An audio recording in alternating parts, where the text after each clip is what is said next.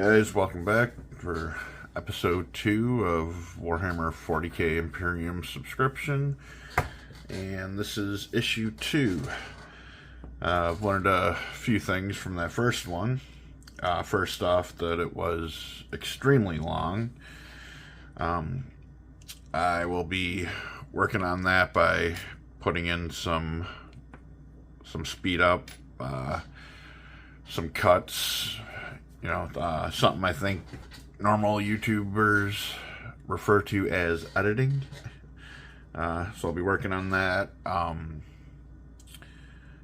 Also, the order of the magazines themselves. Apparently all this right here, these are going to be different sections in the binder. So you have your character background, additional lore, the assembly, the painting, and the gameplay. So that is why they tear out so easily. Because over the course of 4 binders, instead of having, issue 1, issue 2, issue 3, you're going to have all your character information in one section, all the lore in another section, and then the assembly and painting and playthroughs all in different sections, which also makes sense why the first binder is the only binder that comes with a set of dividers, because you're just going to spread those out over the course of 4 binders. Pardon me. Okay, so I will be working on making these shorter and trying to keep the camera more steady. I noticed in the last one it was jumping around a little bit, so I have something here to prop it up and hopefully stabilize it a little bit. Okay, so anyways, this is issue number 2, and we will be doing 3 Necron warriors. And down here, I didn't notice this, but it actually does give the contents down at the bottom of the cover page there. So, we have our 3 plastic miniatures, which are all on the sprue right here. Looks like they are actually 3 distinct models. 2 different poses, 2 different heads, and all the chests are a little bit different. So, at least they won't look exactly the same. And, of course, we have 3 bases these guys are going to be put on. And we get our Citadel starter brush here, which we'll be using to do the painting. And our first pot of paint. This is Runelord Brass, and this will be the majority of the base coat for the Necrons. Okay, so let's get into the magazine, starting with the character background. Okay, alright, we have Necron warriors, fleshless mechanoid soldiers. Necron warriors are deadly in great numbers. Their living metal bodies can repair terrible damage, while their volleys of gas fire slay foes with robotic efficiency. Now, they also have physical degradations. Ancient as they are, Necron warriors have suffered battle damage, leaving their metal bodies scarred. This only serves to make them look even more terrifying. See, this guy's got his brain exposed here. Okay, down here we have synaptic scarab. Necrons are made from living metal that is capable of repairing itself. Synaptic scarabs devour material, living and dead, and use it to create and repair constructs. And that, of course, would go on to the reanimation protocols. Okay, and they have a Gauss Flare. Gauss flares fire beams of energy that can reduce their targets to atomic particles. Okay. It says bring your models to life by recording their details in the spaces below. We know what this is by now. This is our character sheet here that gives a little more depth to all the units. We have phalanx degradation. Though Necron warriors have no personalities, they are organized into phalanxes, which have names. And then again, you got the roll chart here for names. You know, we got the Talons of Zareth, Silent Death, the Solar Stalkers. And down here we have battle damage. Over aeons of fighting, Necron warriors may suffer lasting battle damage that persists even when they are reanimated, and repaired. And then you got a damage chart here: plasma scoring, body corroded, burned by acid. Then we have gifts of the aeons. Many Necron phalanxes possess strange modifications and enhancements given to them by their dynasty's cryptic engineers. You got, let's see, glow like brilliant stars, crackle with electrical force. And then you have historic decimation. This trio of Necron warriors are the last survivors of a phalanx of 10. The fate that befell and destroyed their kin is still remembered by their dynasty. And you got a stasis crypt failure, vanquished in a bombardment. And down on the bottom here you have glorious tasks. Give your Necron warriors an important task set by their overlord. Example, eliminate an entire squad of Space Marine assault intercessors, which is what they will be attempting to do in this playthrough. Record of battle. As you play games, write down all the deadly conflicts your Necron warriors have been involved in, and in the deeds they achieve. Examples, slaying Space Marines on Sisyphos, only to be reanimated and win a great victory. Slaughtered the forces of the Imperium in the ruined Bastilla of Kandor II. Okay, so that is our Necron warriors. And seeing as the assault intercessors aren't until the next issue, now we'll get on to the lore. In this case, the Zarathan dynasty. The Zarathan is the dynasty of the Silent King. The return of the leader has given them new purpose, and they now strike out against any who oppose his will.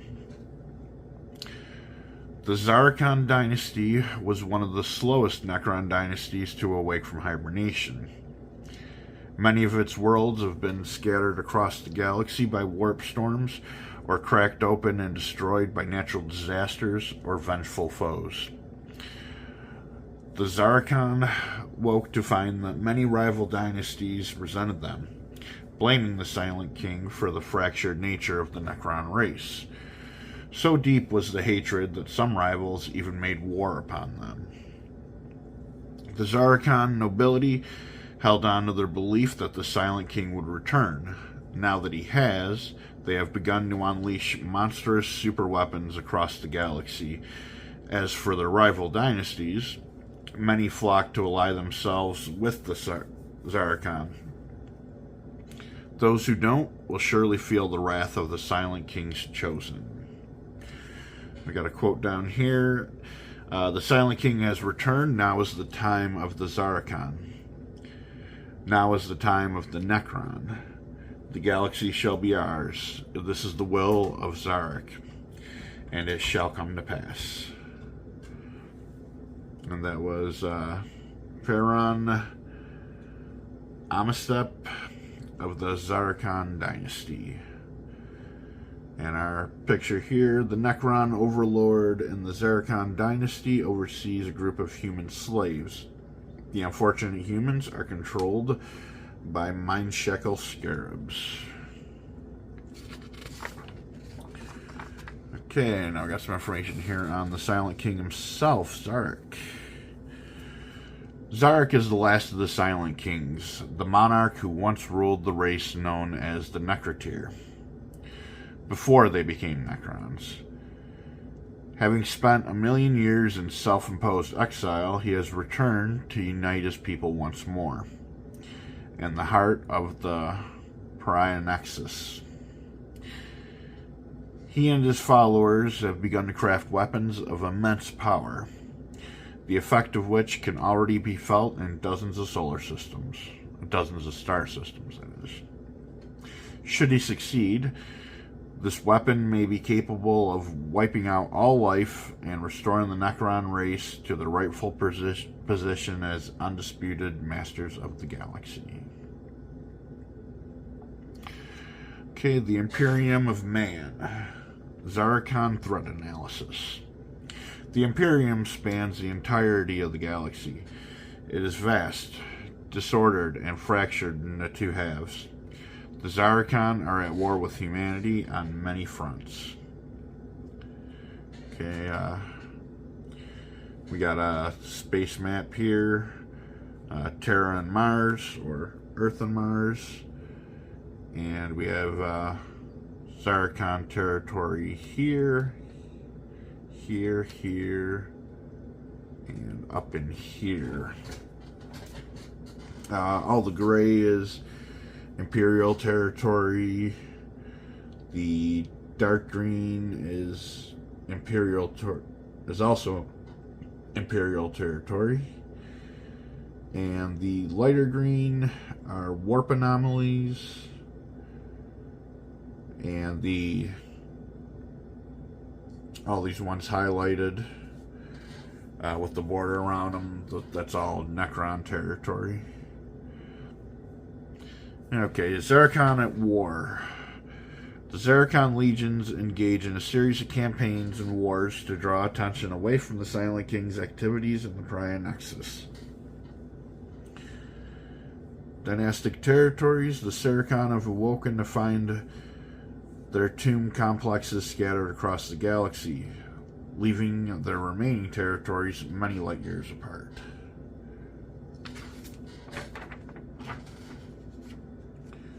Okay, and we do have some ultramarine lore here. We have Ultramarines, the warriors of MacLeod. The Ultramarines represent the very essence of what it means to be a space marine. They are noble, honorable, and disciplined warriors in a galaxy divided by war and disorder. For 10,000 years, they have served the Emperor, taken the fight to his enemies with courage and honor. Only a few other Space Marine chapters can match the efficiency, speed, and skill of the Space Marines display in battle. They have outwitted, outfought, outmaneuvered countless foes, using their tactical genius and superhuman strength to secure victory. They have crushed heretical uprisings, obliterated alien invasions, and broken gulling sieges, laying down their lives in defense of the Emperor's realm. The Ultramarines owe their strength and resolve to the Codex Astratus. The Codex is a sacred book of military organizations, strategy and tactics written by the Primarch of the Ultramarines, Roboute Guilliman.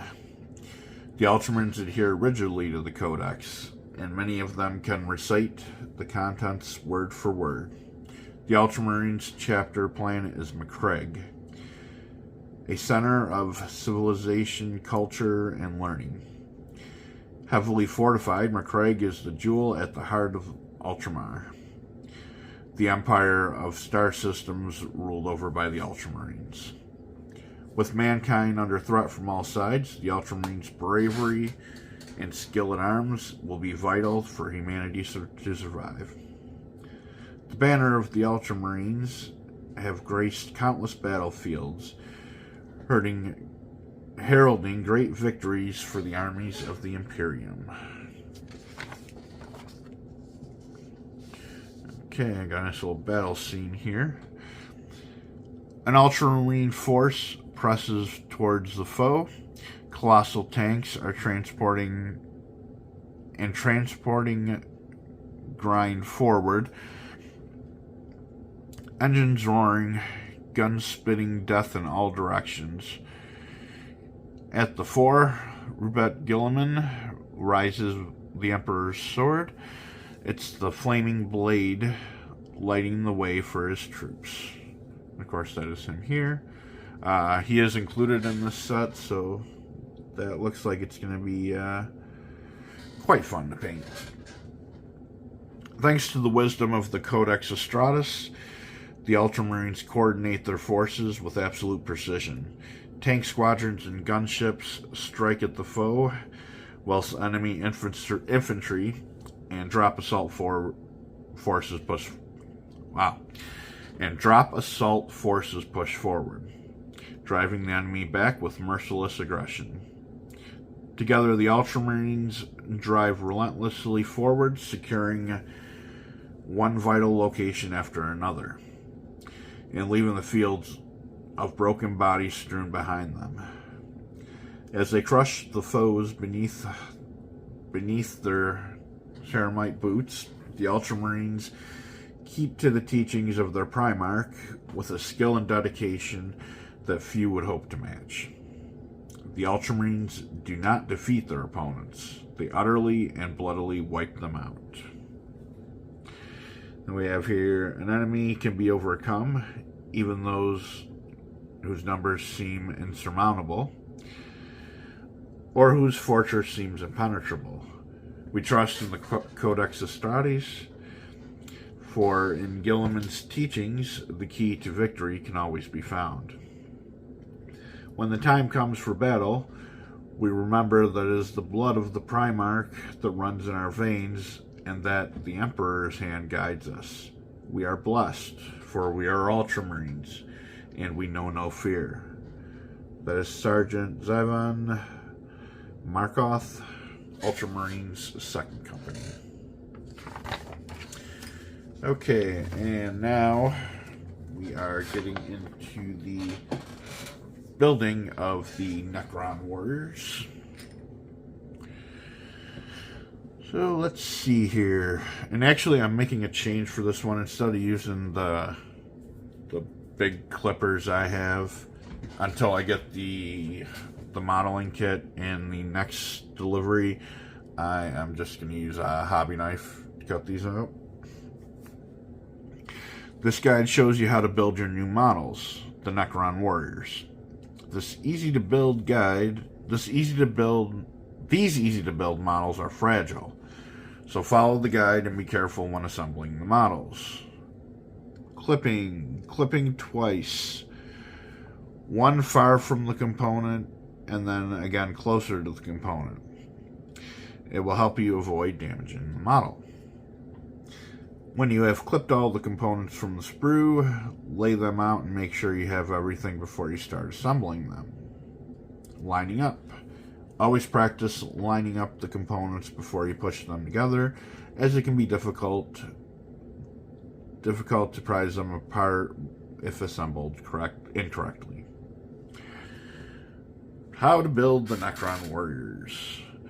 All three Necron warriors have similar components, so pay attention to the numbers and make sure you use the right components. Numbering. Each component on the sprue is numbered. Component numbers can be found on the sprue next to the relevant component. So now we need 1, 2, and 3. Okay, so here's 3.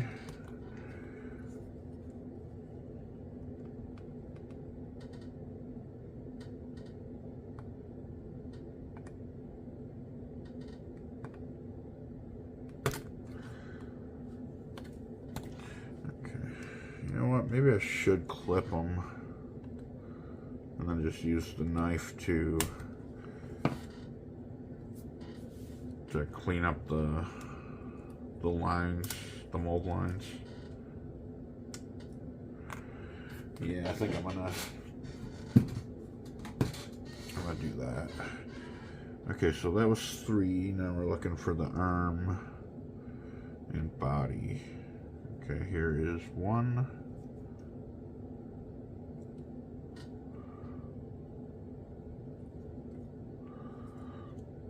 Come on.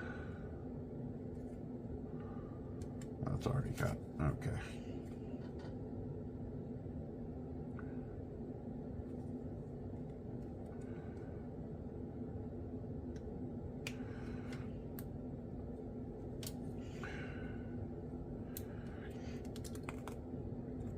And sometimes I'll just rock them back and forth to get them to pop out.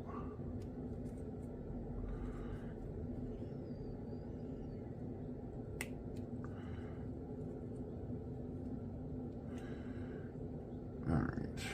Okay, so there's 1, 2, and 3.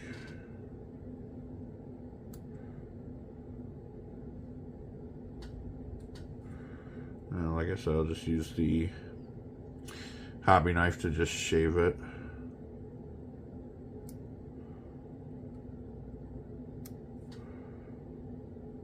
Just get those little nubs off.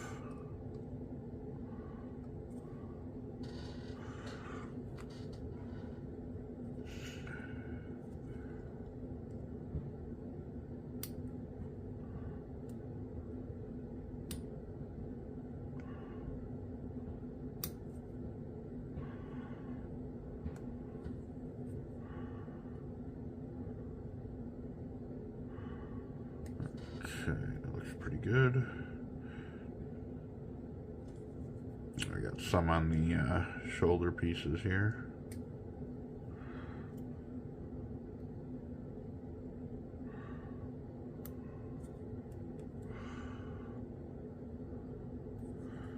Okay, let's get this one.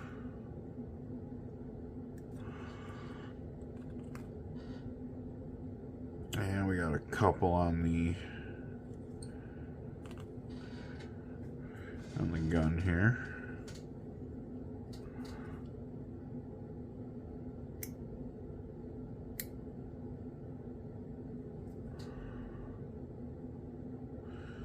Okay, one there, one on top.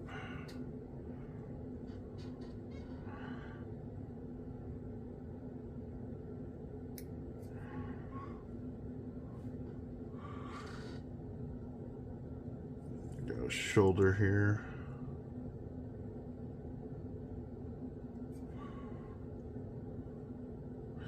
And there's one more. Yeah, down on this little wire here. Okay, that's done. You know, let me yeah,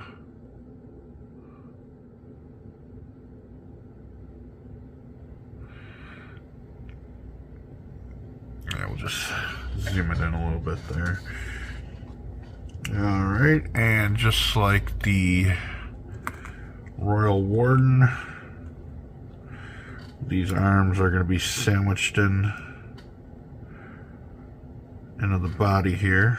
Although these ones fit definitely a lot nicer. And the handle going into the gun has a notch in it, so you can only put it in one direction. Okay, so yeah, that definitely, I like that fit a lot better than the Royal Warden. The Royal Warden, it was all rounded, and you just had to get them lined up right. Although I don't like how this one shoulder's fitting in.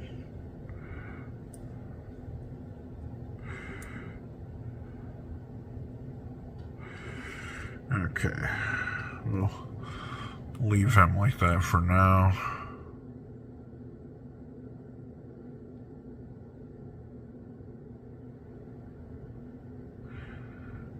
And we'll go to... That looks good. Okay, now we need 4, which should be the chest. Yes. Alright, right here.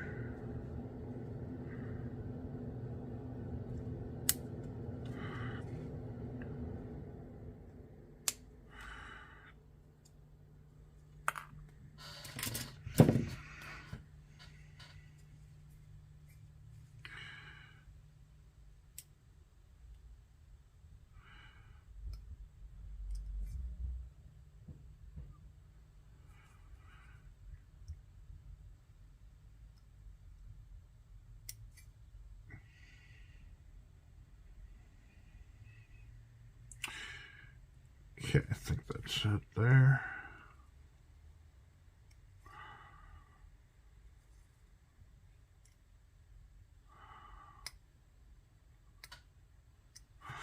Okay. Now, put the chest on.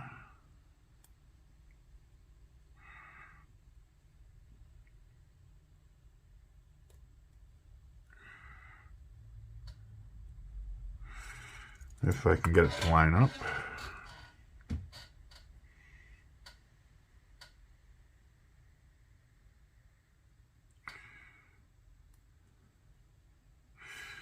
Okay, this is not wanting to work.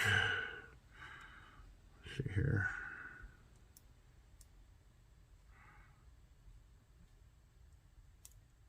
Oh, okay. I was doing it upside down.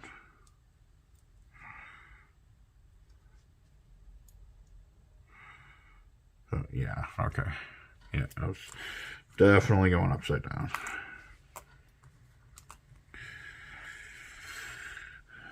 Probably should be gluing these.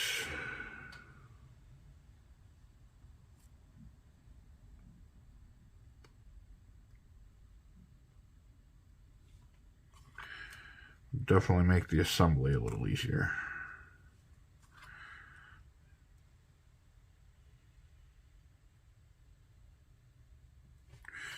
Okay, let's put the chest on the right way this time.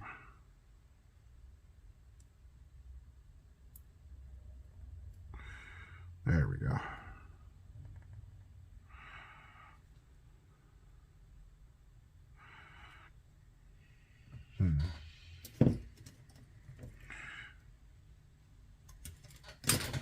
It doesn't want to... Oh, you son of a...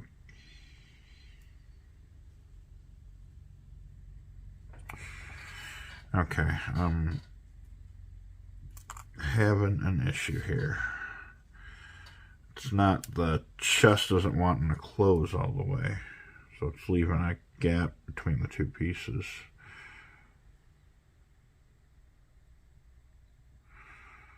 I don't know if you can see that there. There's a little gap there. Don't know what's causing that.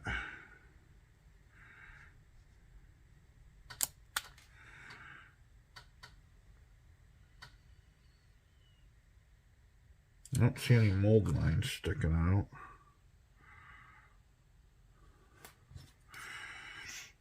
And there's just a little bit on this one, but it's on the front of it, not where they join, so that shouldn't be affecting anything. Well,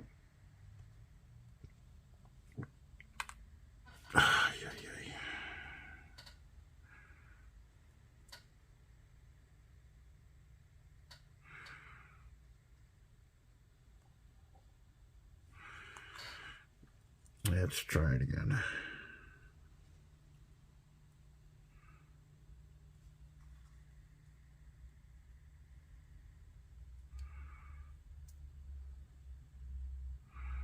I am already hating Necrons.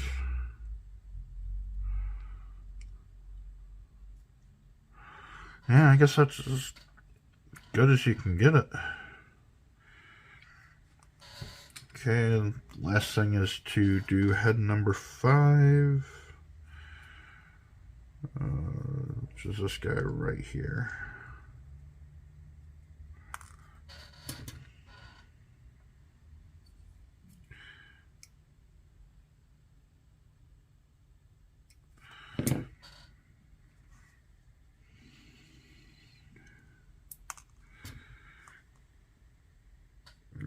Get down there.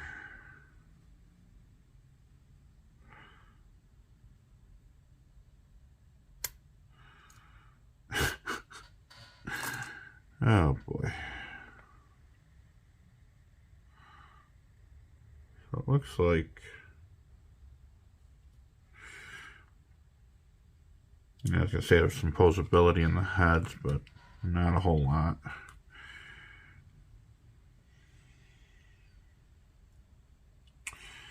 Really wish these fit together tighter. I don't want to have to break out the mono glue.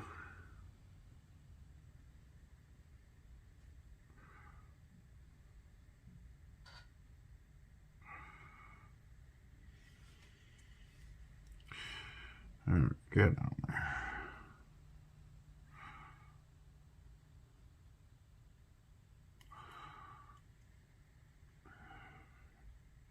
Guess I'm just going to have to deal with a gap in the plates there.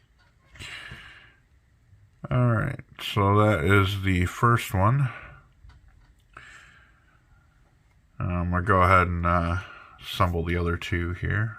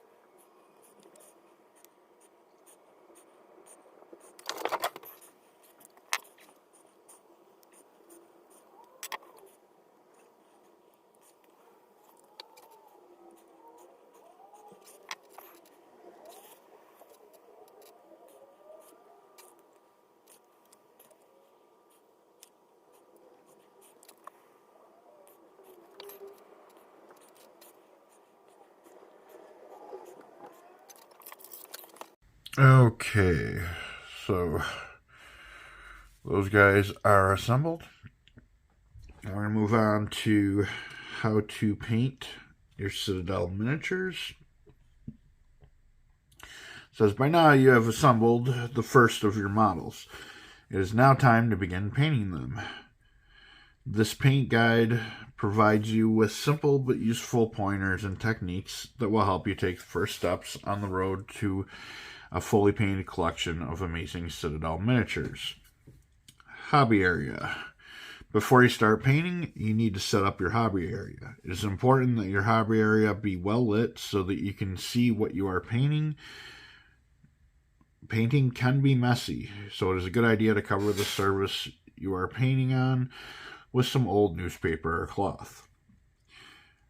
This guide provides the paint guides in IMPERIUM are designed with beginners in mind, so they will take you through every stage of the painting process, from applying the first base coat to the most delicate highlights. Warhammer 40,000 IMPERIUM comes with all the paints and brushes you'll need to paint your models. Games Workshop also sells a range of tools and equipment such as clippers, paint handles, and water pots, each designed to make the process even easier. Okay, getting started. In order to paint your models effectively, you will need to use a variety of paints and different pieces of equipment, such as brushes and water pots. The following pages introduce some of the equipment that you will need and how to best use these items when painting your own models. Using a water pot. You will need to use a water pot in which to wash your brush. Games Workshop sells a water pot, but an old mug will do. To wash your brush, swirl it around quickly in the water pot. Only touch the brush bristles to the sides and bottom gently. Use the grooves on the side to draw the brush up to a point. As you wash your brush in the water in your pot will get dirty. Make sure you change it often. If you don't, it'll affect the color of your paints. Paints and brushes. As Warhammer 40k Imperium collection grows, you will receive a variety of paints and brushes with which to paint your models. Opening your paints. Paint.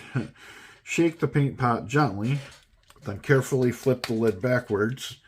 A small clip at the back will keep the lid open while you collect paint on your brush. When closing the pot, make sure that the lid clicks into place properly. Okay, so let's open this up.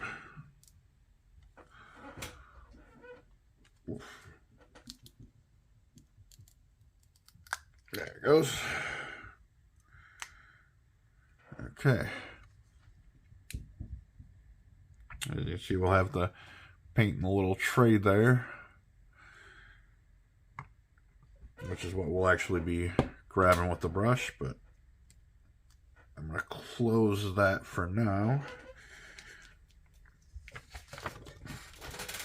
Just keep shaking it up while I go through the rest of this.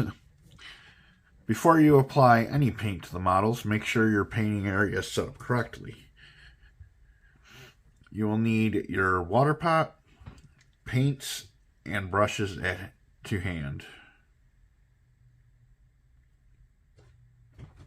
Should be on hand, I would think. You may also want to have some other useful items ready, such as some paper towels, a palette, and your paints. A palette for your paints. Palette pad. Most painters apply paint to the palette before applying it to the model. Games Workshop sells a palette pad, but an old plate will work. Paper towel can be used to remove excess water from your brush and to clean up any spillage. How to get your paint on the brush. Before opening your paint pot, shake it gently for a few seconds, then flip the lid back and secure it using the clip at the back. Hold your brush between your thumb and forefinger as shown in the image to the left. It is a good idea to wash your brush before you collect any paint on it, as you don't want to contaminate the paint with dirt or other colors. Dip the bristles into the paint to load your brush, then transfer the paint to your palette. Be careful not to get any paint on the ferrule, the small metal part of the brush. Using a palette makes it much easier to control how much paint you collect on your brush. Dip your brush onto the paint and draw it back and forth, twisting so that the bristles form a point. The image above shows roughly how much paint you need to collect on your brush. Note that the paint is not near the ferrule.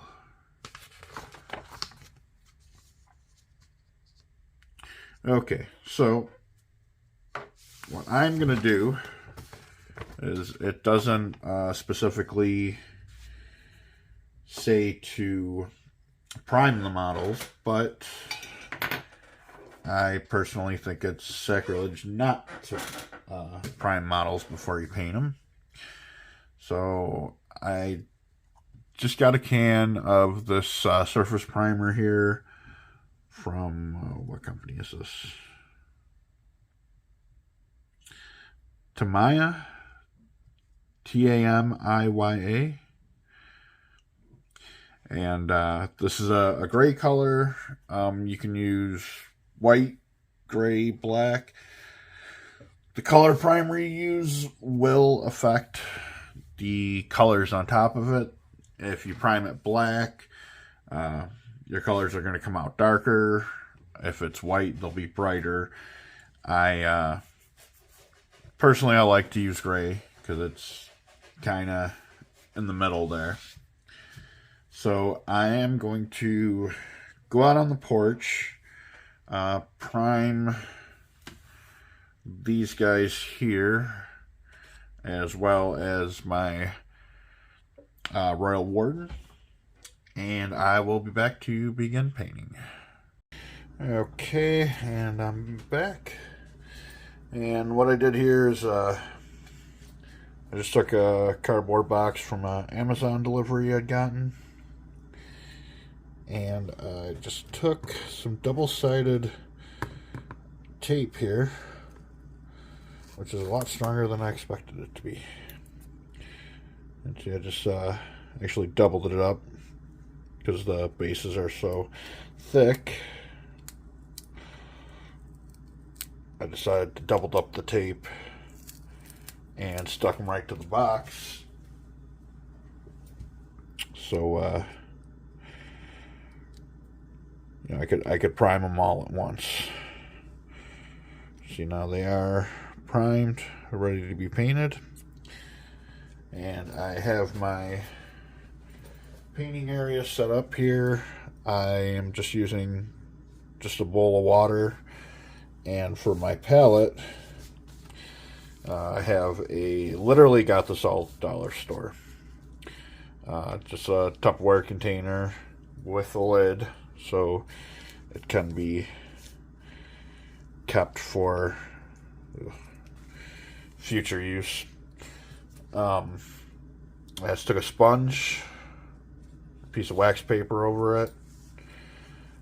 Sponge is looking like it needs to be replaced soon. But anyways, I fill it up about half full of water. Let the sponge soak the water up, and then dump out the excess water. And that is my wet palette. Okay, so we have paint, brush, models. Alright, I'm going to get the rest of these guys off the box and get started with the painting. Okay, the Necrons are ready to be painted. So, see here, it says Rune Lord, how to paint Necron warriors, Rune Lord brass. Base coats are the first layer of paint applied to a model. You will begin painting a base coat of Rune Lord brass onto your Necron warriors. Thinning your paint will help it flow over the detail, form a smooth coat.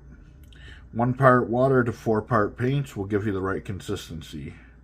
The aim is to paint the body of the Necrons. Don't worry if you get some Rune Lord brass on the guns or base, as you'll paint over these areas later. Removing the Necron warriors from their bases may help you work the brush into some hard to reach areas on the underside of the model. As you are applying layers of slightly thin paint, you will need to apply several coats to get a smooth finish. Second coat. Allow the first coat to dry before you apply the second, otherwise the paint will streak and smear. After applying the third coat of thin Rune Lord brass, you should have achieved a smooth, even finish. Okay, so what I'm going to do, I'm going to go ahead and start with this guy here. And when he's done, I will move right on to painting the other 2 Necron warriors and the Royal Warden. And then by that time, the first coat should be dry and I can go back and do the second. Alright, so let's get some water on the brush here. Make sure it's clean. Get some paint.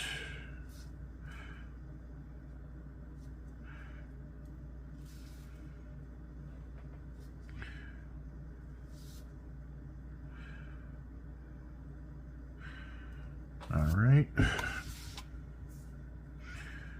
See, I got it on there. Get a little water.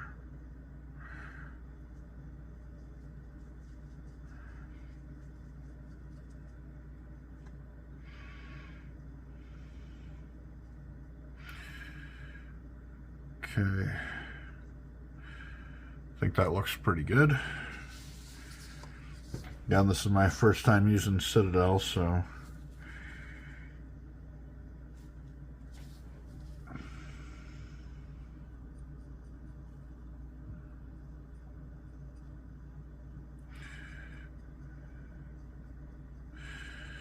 I might even need to go thinner.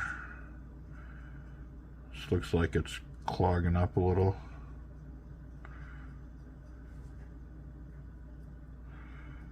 Yeah.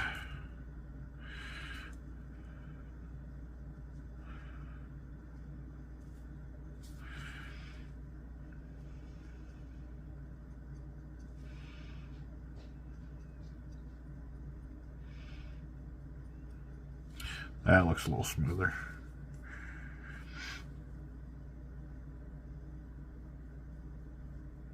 So I'm just going to go ahead and paint the entire thing.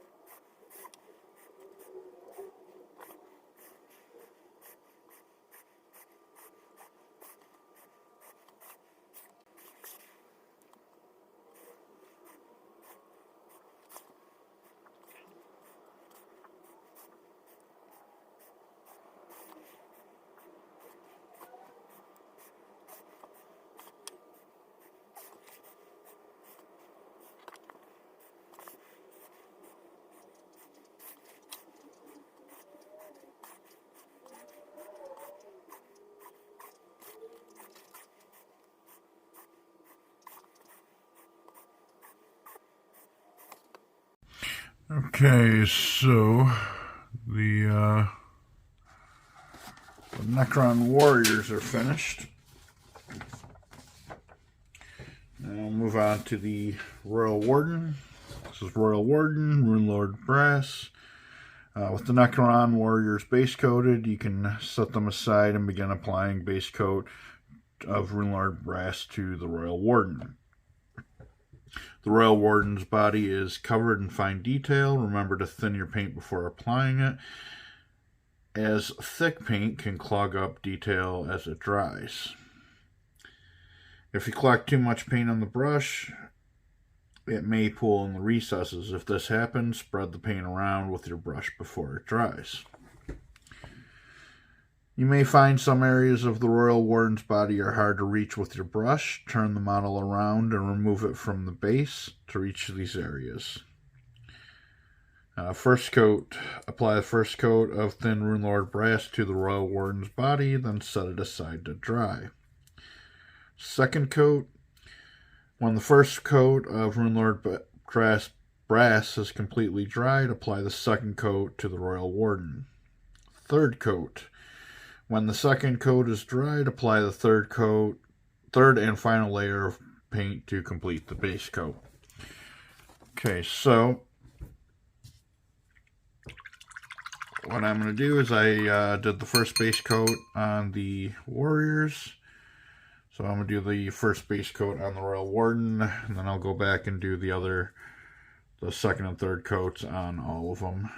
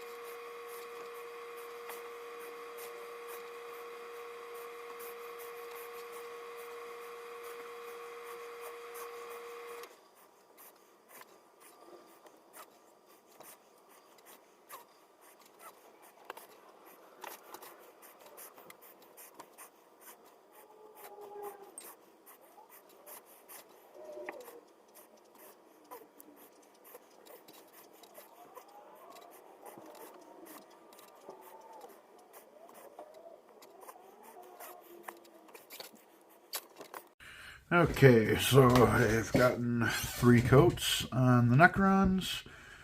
So it's finished models. Not really, but first stage completed.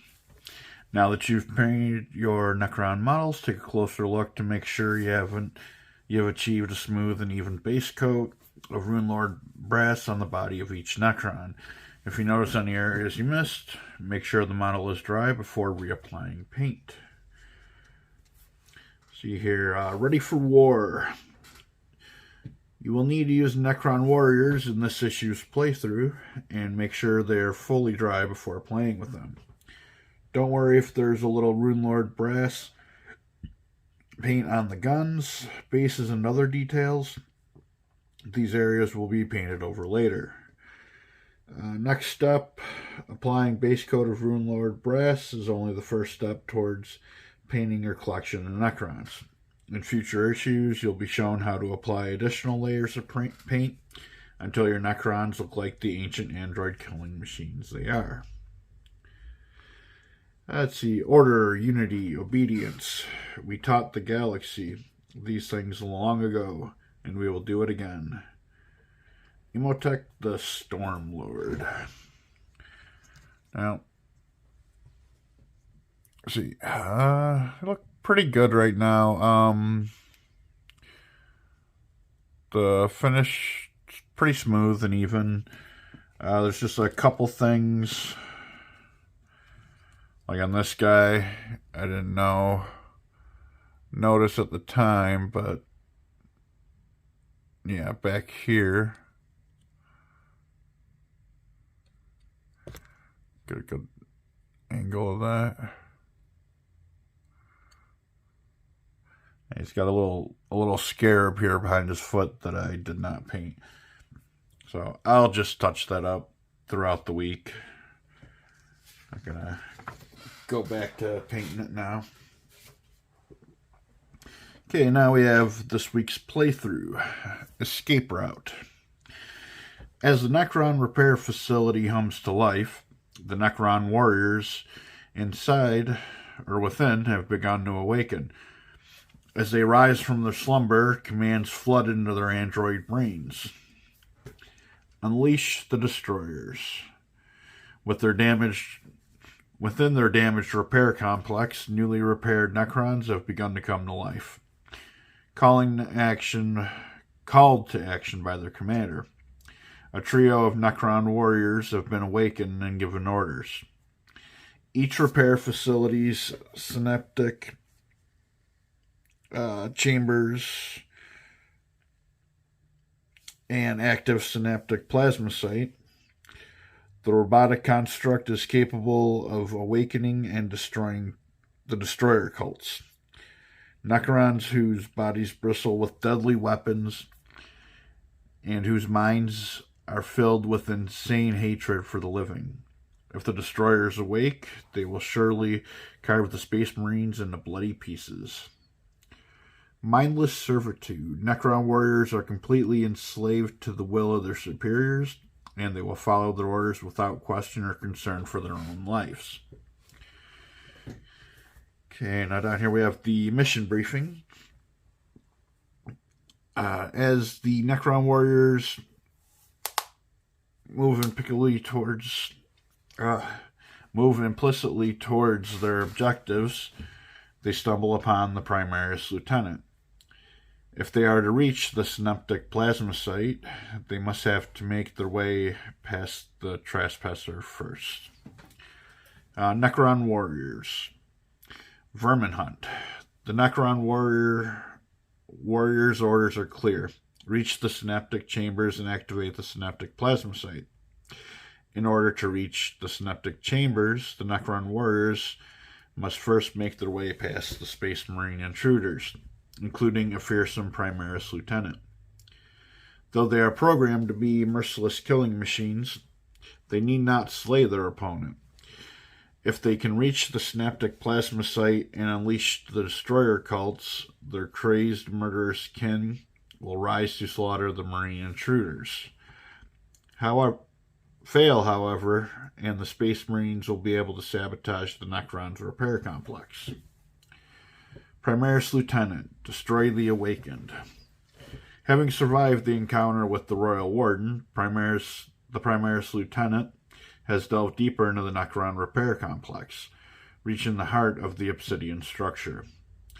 He has stumbled across a vast chamber full of deactivated Necron constructs and blade-limbed destroyers. The metallic footsteps of the Necron warriors approach. The Primaris Lieutenant must prevent the relentless Necron warriors from reaching the chamber beyond and activating the deadly androids that are still slumbering.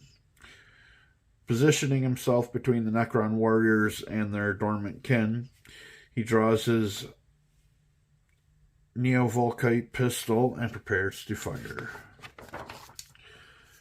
Okay, rules and setup. Before you begin playing, read through the information on this page to ensure that you understand the rules and have set up your playing area correctly. Okay, setup. A. Unfold the battle mat and lay it down on a flat surface such as a kitchen table. Place your dice, range ruler, and wound markers next to your battle mat. Set up the Primaris Lieutenant, Necron warriors on the battle mat as shown to the right. Choose who will be the Necron players and who will be the Space Marine player. Okay, I'm going to go ahead and get that set up. Okay, the board is ready. Data sheet profiles. Data sheet contains information on the Primaris Lieutenant and Necron warriors in this playthrough. How many inches each model can move. Ballistic skill represents the dice result required to hit an enemy model when shooting at it. Wounds. The model loses this many wounds as it is destroyed and removed from play. Save. The number represented on the dice required to avoid losing a wound after being hit. Weapon. This is the number of dice needed when making a weapon attack with this weapon. Okay. Alright, the escape. How to escape the battlefield. The edge of the battle mat is the Necron escape edge. This is the objective of the Necron warriors in the game. Try to find your way, or try and get your Necron warriors to the edge of the map. How to advance. Before you move a model, declare that it will advance. Roll a dice. Add the result to the model's movement distance. You can move the model up to that many inches. The model cannot shoot this turn. Okay, so basically it's just be like running instead of, just moving and shooting. Okay, so that seems pretty straightforward. Okay, Space Marines, turn 1. Raising his Neovolkite pistol, the Primaris Lieutenant moves to position himself between the Necron warriors and their goal. First, it is the Space Marines' turn. Their objective is to stop the Necron warriors from reaching the escape edge. Follow the playthrough and use examples at the bottom if you need help. Okay, 1. The Primaris Lieutenant wants to move forward to block the Necron's path. Use the ruler to move the model 6 inches towards the Necron warrior. Remember, the models have to stay on the mat. Okay, so let's move our Primaris Lieutenant 6 inches. So there to there. We'll put them kind of in the middle of the battlefield there. Shoot. The Primaris Lieutenant levels his Neovolkite pistol and fires at the Necron warriors. Check the weapon section of the Primaris Lieutenant's battle sheet or data sheet. The Primaris Lieutenant's powerful Neovolkite pistol makes 2 attacks. It makes 2 dice attacks. Each dice can be used to shoot a different Necron warrior, so choose which Necron warrior the dice will target. Each dice will target. Roll the dice next to the mat. If shooting at 2 different Necrons, roll them separately. Okay, you know what? I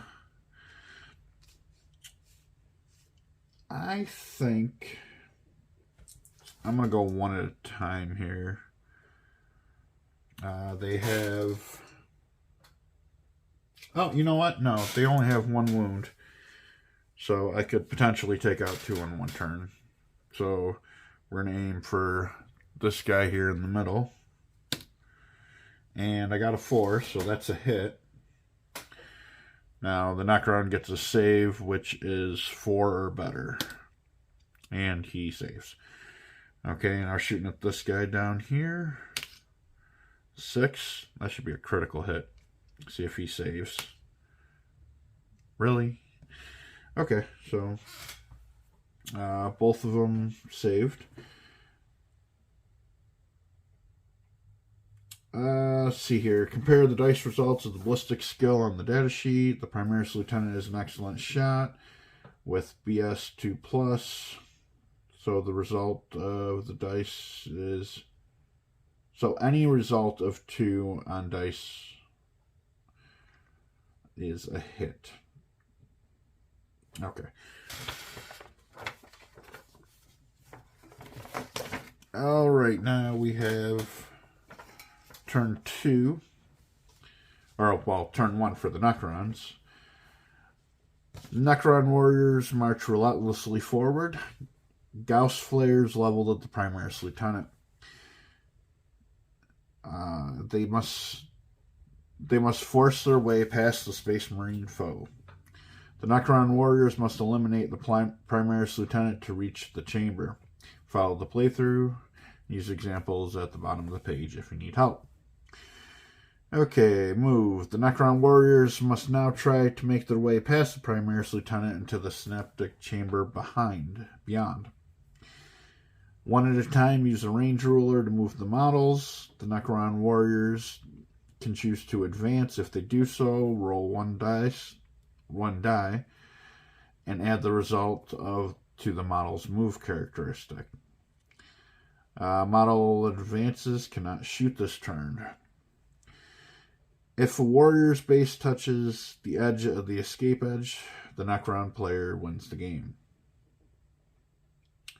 Okay, so I think what the plan here is going to be, the middle one is just going to hold his ground and fire at the lieutenant, while the other 2 are going to try and advance past him. So we'll start with the diversion. Okay, and his ballistic score is 3+. So he gets 3 hits, or 2 hits rather. And the Primaris Lieutenant's save is 3. So, okay, so he saved both. Now, the other 2 are making a run for it. Their move is 5. Ooh. So that'll be 11 for the first one.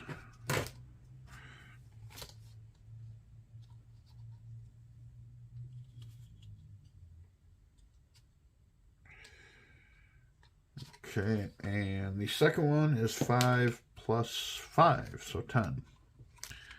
Not quite as fast as the first one, but... Okay, so now... Marine's in a little bit of trouble.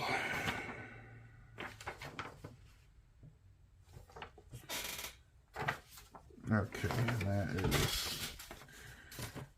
Alright,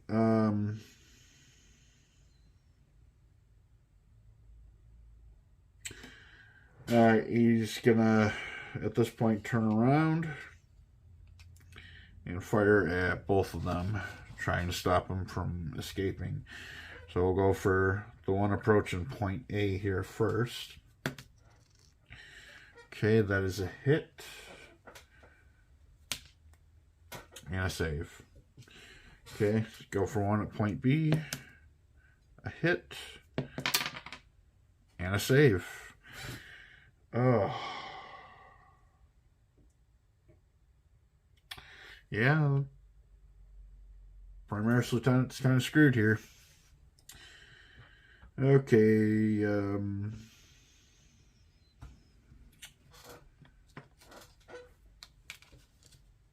I guess he would move up. Even though there's really nothing he can do. Because they'll make it through next turn. And that's exactly what they're going to do. I'm not even going to bother using the range ruler. But they get out. And just to finish the scenario off, the third Necron is going to try and make his way there. So he's going to move for 5. And he is going to fire on the Primaris Lieutenant with 2 hits and 2 saves. So the Primaris Lieutenant will fire back. And he gets 1 hit and a save. And, Necron's just going to hang out right there and continue this firefight.